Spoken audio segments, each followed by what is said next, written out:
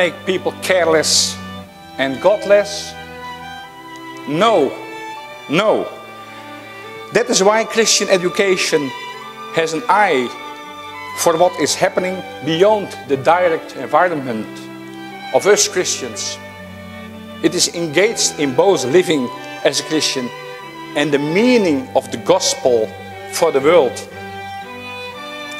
Christian education has absolutely a role. Of course, following on the church and the family in knowing God and knowing oneself. Christian schools can be contrasting communities that in fact effectively shape their students to become a vital, creative minority in a time and in a place that so desperately needs them. In Christian education, we are seeking to educate the whole person. We are seeking to educate children, body, soul, and spirit. And it is the communication from God's Spirit through our spirit to the spirit of the people that we work with which makes the difference. Every child matters. Our experience now is that an international context is building worldview quite rapidly. When discussing concrete educational situations, the ingredients of the Christian faith are mixed with educational principles and traditions. Intercultural setting make it possible to find out the core of Christian education. Confrontation of cultural habits, like we often have the confrontation of teaching, very confrontational and hierarchical, confronted with the reproductional manner of teaching.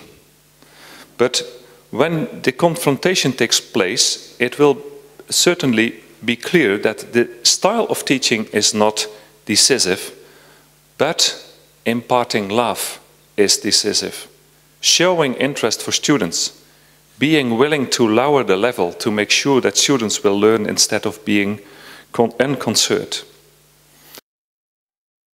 If the question of the conference is how can the biblical core values become significant for the teachers, so my main principle of what I believe in is that it should be Christian or Christ-centered training of Christian teachers. And I could stop here, but it is really a thing that we would like to apply, this principle into the life. Can I talk to you about the God I know? Should be a question that we constantly seek to bring before our students. And our students can't grasp of perhaps a God who is in spirit unless they see him embodied in people like you and me. So to teach about the character of God and to show the abundant life and to show the intimacy that comes from knowing God should be something that we do with our students and something that we encourage those who work with students through our teacher training to do. But let's be happy and grateful that we have freedom of education in Europe itself. That it's stated that parents have the right to ensure such education and teaching in conformity with their own religion and philosophical convictions. That's essential to be able to teach those people. We have a clear view. We have a sound hope. God reigns the world. Whatever happens.